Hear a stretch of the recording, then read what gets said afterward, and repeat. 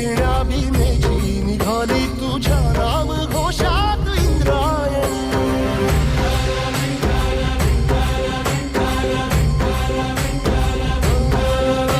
भिडे आसमंती ध्वजा वैष्णवांची उभी पंढरी आज नानावली. तुझे नाव ओठी तुझे रूप ध्यानी जीवाला तुझी आस गा लागली. जरी बाप साऱ्या जगाचा परिपूर्ण